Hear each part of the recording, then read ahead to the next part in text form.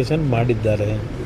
ಇವತ್ತಿನವರೆಗೆ ಆ ಒಂದು ರೈತರ ನೋವು ಕಳೆದ ಸುಮಾರು 450-470 ದಿನಗಳಿಂದ ನಿರಂತರವಾಗಿ ಅಲ್ಲಿಯ ರೈತರು ಏನು ಪ್ರತಿಭಟನೆ ಮಾಡ್ತಾ ಇದ್ದಾರೆ. ಅಲ್ಲಿ ಅತ್ಯಂತ ಯಶಸ್ವಿಯಾಗಿ ಕೃಷಿ ಕೆಲಸಗಳು ನಡೀತಾ ಇದೆ. ತೆಂಗಿನ ತೋಟ, ಅಡಿಕೆ ತೋಟಗಳು, ರೇಷ್ಮೆ ಬೆಳೆ ಬೆಳೆಯತಕ್ಕಂಥದ್ದು, ಎಲ್ಲ ರೀತಿಯ ಒಂದು ಹೈನುಗಾರಿಕೆಯಲ್ಲಿ ಈಗ ತಿಂಗಳಿಗೆ 6 ಲಕ್ಷ ಲೀಟ್ರೇನೋ ಹಾಲನ್ನು ಹಾಕ್ತಾಯಿದ್ದೀವಿ ಅಂತಾರೆ. ಅಂಥ ಸ್ಥಳದಲ್ಲಿ ಇವತ್ತು ಅವ್ರನ್ನೆಲ್ಲ ಒಕ್ಕಲೆಬ್ಬಿಸ್ತಕ್ಕಂಥ ಕೆಲಸ ಮಾಡ್ತಾ ಇರತಕ್ಕಂಥ ಪ್ರತಿಭಟನೆ ಏನಿದೆ, ಸರ್ಕಾರ ಹಲವಾರು ರೀತಿಯಲ್ಲಿ ಅಲ್ಲಿ ಪ್ರತಿಭಟನೆ ಮಾಡ್ತಾ ಇರತಕ್ಕಂಥವ್ರು ಮತ್ತು ಬೆಂಬಲ ಕೊಡಲಿಕ್ಕೆ ಹೋದವರಿಗೆ ಪೊಲೀಸ್ ಇಲಾಖೆ ವತಿಯಿಂದ FIRಗಳನ್ನು ಹಾಕಿ ತೊಂದರೆ ಕೊಡ್ತಾ ಇರ್ತಕ್ಕಂಥದ್ದು. ನಾನು ಈಗಿನ ಗೃಹ ಸಚಿವರು ಹೊಸದಾಗಿ ಬಂದಿದ್ದಾರೆ, ಈಗ ಅವರ ಹೇಳಿಕೆನೂ ನಾನು ಗಮನಿಸಿದ್ದೇನೆ ದೆಹಲಿಯಲ್ಲಿದ್ದಾಗಲೇ. ಅವರು ಯಾವುದೂ FIRಗಳನ್ನೇ ಹಾಕಿಲ್ಲ ಅಂತೇಳಿದ್ರೆ ಇವತ್ತು FIR ಹಾಕಿದ್ರೆ ತೆಗೆಸ್ತೀವಿ ಅಂತ ಹೇಳ್ತಾರೆ. ಈ ರಾಜ್ಯದಲ್ಲಿ ಯಾವೊಂದು ಪ್ರಜಾಪ್ರಭುತ್ವದ ವ್ಯವಸ್ಥೆಯಲ್ಲಿ ವಿರೋಧವನ್ನು ವ್ಯಕ್ತಪಡಿಸ್ತಕ್ಕಂಥದ್ದಕ್ಕೆ ಶಾಂತಿಯುತವಾಗಿ ಪ್ರತಿಭಟನೆ ಮಾಡ್ತಕ್ಕಂಥವ್ರ ಮೇಲೆ ದಬ್ಬಾಳಿಕೆ ಮಾಡಿ ಪೊಲೀಸ್ ಇಲಾಖೆಯ ದೌರ್ಜನ್ಯ ಇವತ್ತೇನು ನಡೀತಾ ಇದೆ. ಅದ್ರ ಜೊತೆಗೆ ಕೆಲವು ರೈತ ವಿರೋಧಿ ನೀತಿ ಅನುಸರಿಸ್ತಾ ಇರ್ತಕ್ಕಂಥ ಜನಪ್ರತಿನಿಧಿಗಳು ಸಹ ಇದಕ್ಕೆ ಭಾಗಿಯಾಗಿದ್ದಾರೆ. ಬಹುಶಃ ಯಾವುದೇ ಆದಿಸೂಚಿಯನ್ನು ಹೊರಡಿಸಿದ್ರು ಅಲ್ಲಿ ರೈತರು ಅದಕ್ಕೆ ಒಪ್ಪಿಗೆ ಕೊಟ್ಟಿಲ್ಲ. ರೈತರಿಂದ ಯಾವುದೇ ರೀತಿಯ ಒಂದು ಮೀಟಿಂಗ್ಗಳು ಮಾಡದೆ ಸುಮಾರು 3,500 ರೈತರು ಕುಟುಂಬಗಳೇನಿದ್ದಾವೆ ಎಲ್ಲರಲ್ಲಿ 80% ವಿರೋಧ ಇದೆ. ಅಂಥ ಪರಿಸ್ಥಿತಿನಲ್ಲಿ ಇವತ್ತು ಸರ್ಕಾರ ಒಂದು ರೀತಿ ದಬ್ಬಾಳಿಕೆ ಮುಖಾಂತರ ನಾವು ಮಾಡಿದ್ದೇ ತೀರ್ಮಾನ ಅಂತಕ್ಕಂಥ ರೀತಿಯಲ್ಲಿ ಹೊರಟಿದ್ದಾರೆ. ಇವತ್ತು ಹಲವಾರು ಪ್ರದೇಶದಲ್ಲಿ ಡ್ರೈ ಲ್ಯಾಂಡ್ ಇರ್ತಕ್ಕಂಥ ಏರಿಯಾಗಳಿದೆ. ಅದನ್ನು ಇವತ್ತು ಐಡೆಂಟಿಫೈ ಮಾಡಿ ಏನು ಬೇಕಾದರೂ ಅಭಿವೃದ್ಧಿಗೆ ಇವತ್ತಿನ ಸಮಸ್ಯೆಗಳ ಪರಿಹಾರಕ್ಕೆ ಜಾಗವನ್ನು ಹುಡುಕಲಿ. ಇಲ್ಲಿ ಯಾರು ರೈತರು ನಿಜವಾಗಿ ಇವತ್ತು ನಿಜವಾದ ಕೃಷಿಯನ್ನು ಮಾಡ್ತಾ ಇದ್ದಾರೆ, ಇವತ್ತು ಅಂಥ ರೈತರನ್ನ ಒಕ್ಕಲೆಬ್ಸೋದ್ರಿಂದ ಇವತ್ತು ರಾಜ್ಯದಲ್ಲಿ, ರಾಷ್ಟ್ರದಲ್ಲಿ ರೈತರಿಗೆ ಇವತ್ತು ಬೆಂಬಲ ಕೊಡಬೇಕು ಅಂತಕ್ಕಂಥದ್ದು ಒಂದು ಕಡೆ ಹೇಳ್ತೀವಿ. ಇವತ್ತು ಆಹಾರ ಉತ್ಪಾದನೆ ಇರ್ಬೋದು ಮತ್ತು ಬೇರೆ ಬೇರೆ ದೇಶಗಳಿಗೆ ರಫ್ತು ಮಾಡ್ತಕ್ಕಂಥ ರೀತಿಯ ಒಂದು ತೋಟಗಾರಿಕೆ ಒಂದು ಕೃಷಿ ಕೆಲಸವನ್ನು ನಿರ್ವಹಣೆ ಏನು ಮಾಡ್ತಾ ಇದ್ದಾರೆ. ಆ ಭಾಗದಲ್ಲಿ ಜನ ಇವತ್ತು ಈ ಕೃಷಿಯಿಂದ ಉತ್ತಮವಂತ ಬದುಕನ್ನು ಇವತ್ತು ಅವ್ರು ಕಾಣ್ತಾ ಇದ್ದಾರೆ. ಅಂಥ ಭಾಗದಲ್ಲಿ ಇವತ್ತು ನಾನು ಮಾಡಲೇಬೇಕು ಅಂತ ಹೇಳಿ ಏನು ಹೊರಟಿದ್ದಾರೆ. ಅವತ್ತು ನಾನೇನು 2006ನೇ ಇಸ್ವಿನಲ್ಲಿ 5 ಟೌನ್ಶಿಪ್ಗಳನ್ನು ಮಾಡಬೇಕು ಅಂತಕ್ಕಂಥದ್ದು ನಿರ್ಧಾರ ಮಾಡಿದ್ದು ನಾನೇ. ಯಾತಕ್ಕೆ ಮಾಡಿದೆ? ಬೆಂಗಳೂರು ನಗರದಲ್ಲಿ ಯಾವೊಂದು ಜನಸಂದಣಿ ಒತ್ತಡ, ಬೆಂಗಳೂರು ಒಂದು ಸ್ಯಾಚುರೇಟೆಡ್ ಪಾಯಿಂಟ್ಗೆ ನಾವು ಡೆವಲಪ್ಮೆಂಟಲ್ಲಿ ನಾವು ರೀಚ್ ಆಗಿದ್ದೇವೆ. ಅದರಿಂದ ಬೆಂಗಳೂರಿನ 30 ಕಿಲೋಮೀಟ್ರ್ ವ್ಯಾಪ್ತಿಯ ಹೊರಗೆ 5 ಟೌನ್ಶಿಪ್ಗಳನ್ನು ಮಾಡಬೇಕು ಅಂತಕ್ಕಂಥದ್ದು ಮಾಡಲಿಕ್ಕೆ ಹೊರಟಾಗ ಇದೇ ಕಾಂಗ್ರೆಸ್ಸು ವಿರೋಧ ಮಾಡಿದ್ರು. ಸತ್ಯಶೋಧನಾ ಸಮಿತಿ ಅಂತ ಮಾಡಿ ಅವತ್ತು ವಿರೋಧ ವ್ಯಕ್ತಪಡಿಸಿದಂಥದ್ದೇನಿದೆ ಅದರ ಹಿನ್ನೆಲೆ ಮತ್ತು ಅಲ್ಲಿಯ ಜನತೆಯ ಭಾವನೆಗಳಿಗೆ ಸ್ಪಂದಿಸಿ ಆ ಒಂದು ಯೋಜನೆ ಮಾಡ್ತಕ್ಕಂಥದ್ದನ್ನು ಸ್ಥಗಿತಗೊಳಿಸಿದ್ದು. ಈಗಿನ ಸರ್ಕಾರದಲ್ಲಿ ಏನು ಬೆಂಗಳೂರು ದಕ್ಷಿಣ ಅಂತಕ್ಕಂಥ ಒಂದು ವ್ಯಾಪ್ತಿಯನ್ನು ಇವತ್ತೇನು ವಿಸ್ತರಣೆ ಮಾಡಿ ಈ ರೀತಿಯ ಜನವಿರೋಧಿ ನೀತಿಯನ್ನು ಮಾಡಲಿಕ್ಕೆ ಹೊರಟಿದ್ದಾರೆ. ಬಹುಶಃ ಅಲ್ಲಿಯ ರೈತರು ಅವ್ರಿಗಿರ್ತಕ್ಕಂಥದ್ದು ಈಗ ಕಾನೂನು ಹೋರಾಟ ಮಾಡಬೇಕು. ಪಾಪ ಪ್ರಿಯಾಂಕಾ ಖರ್ಗೆ ಅವ್ರು ಹೇಳಿದ್ದಾರೆ ಕಾನೂನಲ್ಲಿ ಹೋರಾಟ ಮಾಡಲಿ ಅಂತ ಹೇಳಿ. ನಿಮಗೆ ರೈತರ ಬಗ್ಗೆ ಎಷ್ಟು ಗೌರವ ಇಟ್ಕೊಂಡಿದ್ದೀರಿ ಅಂತಕ್ಕಂಥದ್ದು ಇಲ್ಲೇ ಗೊತ್ತಾಗ್ತದೆ. ಇವತ್ತು ಅಲ್ಲಿ ನೋಡಿದ್ರೆ ದೊಡ್ಡಬಳ್ಳಾಪುರ ಭಾಗದಲ್ಲಿ ಅಲ್ಲೂ ರೈತರ ಮೇಲೆ ದಬ್ಬಾಳಿಕೆ ನಡೀತಾ ಇದೆ. ಅಲ್ಲಿ ಇವಾಗ ಅದರ ಜೊತೆಗೆ ಅಶೋಕ್ ಅವರು ಮೊನ್ನೆ ಹೇಳಿರ್ತಕ್ಕಂಥದ್ದು ಗಮನಿಸಿದೆ. ಇಲ್ಲಿ 10,000 ಕೋಟಿ ವ್ಯವಹಾರ ನಡೀತದೋ ಇನ್ನೊಂದು ಬೆಳೀತದೋ ಅದೆಲ್ಲ ಬೇರೆ ಇರಲಿ.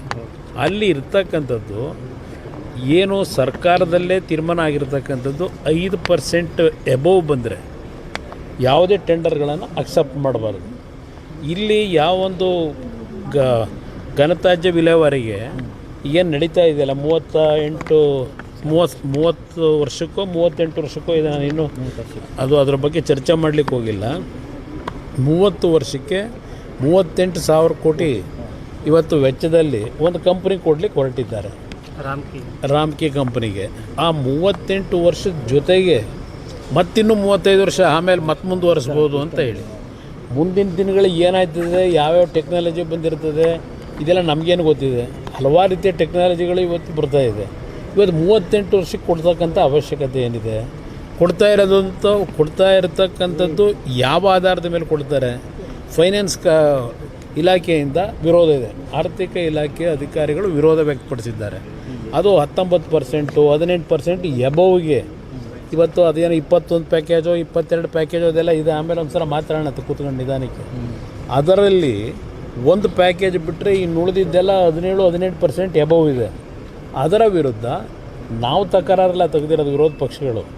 ನಿಮ್ಮ ಇಲಾಖೆಯ ಅಧಿಕಾರಿಗಳು ಇವತ್ತು ತಕರಾರು ತೆಗೆದಿರ್ತಕ್ಕಂಥದ್ದು, ವಿರೋಧ ವ್ಯಕ್ತಪಡಿಸಿರ್ತಕ್ಕಂಥದ್ದು ಅಲ್ಲೇನೆ. ಇದೇನೋ ಕಮಿಟಿಯನ್ನು ಮಾಡ್ಕೊಂಡ್ರಲ್ಲ, ಆ ಕಮಿಟಿ ವರದಿ ಏನು ಕೊಟ್ಟರೆ ಗೊತ್ತಿಲ್ಲ. ಆ ಕಮಿಟಿ ಇವರೇನು ಹೇಳ್ತಾರಲ್ಲ ಅದು ಕೆಬ್ಬೆಟ್ಟೋಗ್ತಾರೆ ಈಗಿನ ಕಮಿಟಿ.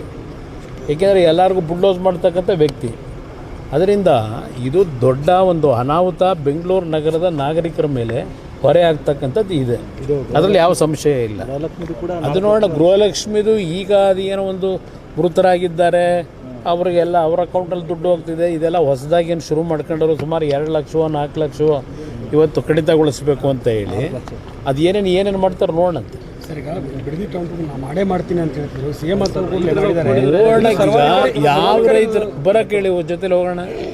ಅಲ್ಲ, ಒಂದು ನಿಮಿಷ ಮುಖ್ಯಮಂತ್ರಿಗಳಿಗೆ ಆಹ್ವಾನ ಕೊಡೋಣಂತೆ, ಹೋಗೋಣಂತಲ್ಲಿ ಜನಗಳ ಹಳ್ಳಿಗಳಿಗೆ ಹೋಗೋಣ. 8 ಹಳ್ಳಿ ಇವ್ರು ಮಾಡಿದಾರಲ್ಲ, ಹೋಗೋಣಂತೆ ಹಳ್ಳಿಗಳಿಗೆ. ಹಳ್ಳೀಲಿ ಜನ ಎಷ್ಟು ಜನ ಅದಕ್ಕೆ ಒಪ್ಪಿಗೆ ಕೊಟ್ಟಿದ್ದಾರೆ? ಎದುರುಗಡೆ ಚರ್ಚೆ ಆಗಲಿ, ಪ್ರತ್ಯಕ್ಷವಾಗಿ ಚರ್ಚೆ ಮಾಡೋಕ್ಕೆ ತಯಾರಾಗಿದ್ದಾರೆ. ಜನವೇ ತಯಾರಾಗಿದ್ದಾರೆ. ನಾನು ಹೋಗ್ಬೇಕಾಗಿಲ್ಲ, ನೀವು ಹಳ್ಳಿಗೆ ಹೋಗಿ ಬಂದ್ರಪ್ಪ, ಗೊತ್ತಾಗುತ್ತೆ. ಇವತ್ತು ಯಾವ ಶಾಸಕರ ಹೆಸರು ಹೇಳ್ತೀರಿ, ಅಲ್ಲಿ ಜನ ಓಡಿಸಾಡಿದ್ದು ಗೊತ್ತಿಲ್ವ? ಅಲ್ಲಿ ಹೋದಾಗ ಅಲ್ಲಿಂದ ಅವ್ರಿಗೆ ಓಡಿಸ್ಕೊಂಡು ಹೋದಂಥದ್ದು ಪ್ರಕರಣ ನಡೀತಲ್ಲ, ಶಾಸಕರನ್ನ ಕದ್ದು ಹೋದ್ರಲ್ಲ, ಅವರಿಗೆ ಎಲ್ಲ ನಡೆದಿರತಕ್ಕಂಥ ಒಂದು ಘಟನೆಗಳಲ್ಲಿ. ಅದರಿಂದ ಇಲ್ಲಿ ಪ್ರಶ್ನೆ, ಸರ್ಕಾರ ನಿಜಕ್ಕೂ ಆ ಕಾರ್ಯಕ್ರಮ ಅನುಷ್ಠಾನಕ್ಕೆ ತರಬೇಕು ಅಂತ. ಈಗ ಚನ್ನರಾಯಪಟ್ಟಣ ಇಲ್ಲಿ ನಮ್ಮ ದೇವನಹಳ್ಳಿ ಹೋಬಳಿನಲ್ಲಿ ಒಂದು 2-3 ವರ್ಷ ನಡೆಸಿದ್ರು. ಈಗ ಅದನ್ನು ಕ್ಯಾನ್ಸಲ್ ಮಾಡ್ಕೊಂಡ್ರು. ಈಗ ಅದರಿಂದ ಯಾವುದೇ ಒಂದು ಯೋಜನೆ ನೀವು ತರೋದಾದರೆ ರೈತರುಗಳನ್ನು ಕನ್ವಿನ್ಸ್ ಮಾಡಬೇಕು. ನೀವು ರೈತರ ಮೇಲೆ ದಬ್ಬಾಳಿಕೆ ಮಾಡಿ ಅದನ್ನು ನಾವು ಮಾಡ್ತೀವಿ ಅಂತಕ್ಕಂಥದ್ದು ಇದೆಯಲ್ಲ, ಅದು ಎಲ್ಲ ಒಂದು ಕಡೆ ನೆಗೆಟಿವ್ ಹೊಡಿತದೆ ಅಂತಕ್ಕಂಥದ್ದು ಕಾಯ್ದು ನೋಡಿ.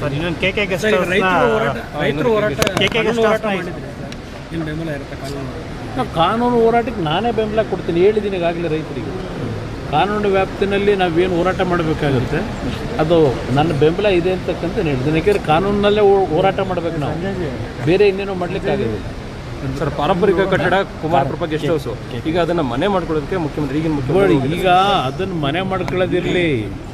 ನನಗೆ ಡೌಟು, ಏನಾದರೂ ಈಗೇನೋ ಹೇಳ್ತಾವ್ರಲ್ಲ, ಮುಂದಿನ 8 ವರ್ಷ ನಾನೇ ಇರ್ತೀನಿ, ಮುಂದಿನ 5 ವರ್ಷ ಅಂತ ಹೇಳಿ. ಆ ಮುಂದಿನ 5 ವರ್ಷ ಇವ್ರು ಏನಾದರೂ ಮುಂದುವರೆದ್ಬಿಟ್ರು ವಿಧಾನಸೌಧ ಏನು ಮಾಡ್ತಾರೆ ಅಂತ ನನಗೆ ಗಾಬರಿ ಆಗಿದೆ. ಸರ್, ಇನ್ನೊಂದು ಸರ್, ಪರಮೇಶ್ವರ್ ಅದು ತಪ್ಪದು. ಅದು ಹಿಂದೆ ಯಾವೊಂದು ಮಹಾರಾಜರ ಕಾಲದಲ್ಲಿ ಅವತ್ತು ಕಟ್ಟಿದಂಥದ್ದೇನಿದೆ, ಆ ಒಂದು ಪಾರಂಪರಿಕ ಕಟ್ಟಡ ಅದು. ಅಲ್ಲಿ ಇವ್ರು ಹೋಗಿ ಇವತ್ತು ಅದೆಲ್ಲ ಹೊಡೆಯತಕ್ಕಂಥ ಕೆಲಸ ಏನು ಮಾಡಿದ್ದಾರೆ. ಪಕ್ಕದಲ್ಲಿ ಹೊಸ ಗೆಸ್ಟ್ ಹೌಸ್ ಇವರೇ ಕಟ್ಟಿದ್ವಲ್ಲ, ಸರ್ಕಾರದಲ್ಲೇ ಕಟ್ಟಿದ್ರಲ್ಲ. ಆ ಗೆಸ್ಟ್ ಹೌಸ್ನಲ್ಲಿ ಏನೇನು ನಡೀತಾ ಇತ್ತು ಹಿಂದೆ, ಒಂದು ಟಿ ವಿಗಳಲ್ಲಿ ನಾನು ಗಮನಿಸಿದೆ. ಆ ಗೆಸ್ಟ್ ಹೌಸ್ ಕಟ್ಟಿ 100 ಕೋಟಿ ಖರ್ಚು ಮಾಡಿ ಅಲ್ಲಿ ನಡೀತಾ ಇದ್ದಂಥ ದಾಂಧೆ ನಡೀತಿತ್ತಲ್ಲ, ಹಲವಾರು ರೀತಿ ಒಂದು ಕೆಟ್ಟ ಒಂದು ದಂಧೆಗಳು, ಅದು ಎಲ್ಲ ಹೊರಗಡೆ ನೀವೇ ಪ್ರಚಾರ ಮಾಡಿದ್ರಿ ಹಿಂದಿನ ಸರ್ಕಾರದಲ್ಲಿ. ಅದರಿಂದ ಇವತ್ತು ಅಂಥ ಒಂದು ಕಟ್ಟಡಗಳಲ್ಲಿ ಬೇಕಾದಷ್ಟಿದ್ದಾವೆ. ಇಲ್ಲೇ ಇದನ್ನೇ ಒಂದು ಪಾರಂಪರಿಕ ಕಟ್ಟಡವನ್ನು ಹೊಡೆಯತಕ್ಕಂಥ ಕೆಲಸದ ಅವಶ್ಯಕತೆ ಇರಲಿ. ಈಗ ನೀತಿ ಆಯೋಗ ಸಭೆಯಲ್ಲಿ ಮುಖ್ಯಮಂತ್ರಿಗಳು ಭಾಗವಹಿಸಿದ್ದಾರೆ ಸರ್. ಹಿಂದಿನ ಮುಖ್ಯಮಂತ್ರಿಗಳು ಗೈರಾಗ್ತಾ ಇದ್ದಾರೆ. ಈಗಿನ ಮುಖ್ಯಮಂತ್ರಿ ಏನು ಸಲಹೆ ಕೊಡ್ತೀವಿ ಸರ್ ರಾಜ್ಯ ಸರ್ಕಾರ ಮತ್ತು ಕೇಂದ್ರ ಸರ್ಕಾರದ ಜೊತೆ? ಅವರ ರಾಜ್ಯದ ನೀತಿ ಆಯೋಗದಲ್ಲಿ ನಡೆಯತಕ್ಕಂಥದ್ದು ಎಲ್ಲ ರಾಜ್ಯಗಳಲ್ಲಿ ಯಾವೊಂದು GDP ಗ್ರೋತ್ ಇರ್ಬೋದು, ಅವರು ಯಾವುದಕ್ಕೆ ಪ್ರಾಮುಖ್ಯತೆ ಕೊಟ್ಟು ಕೆಲಸಗಳು ನಡೀತಾ ಇದೆ ಅದರ ಮಾಹಿತಿಗಳನ್ನು ನೀಡುತ್ತಾರೆ ನೀತಿ ಆಯೋಗದ ಸಭೆಯಲ್ಲಿ.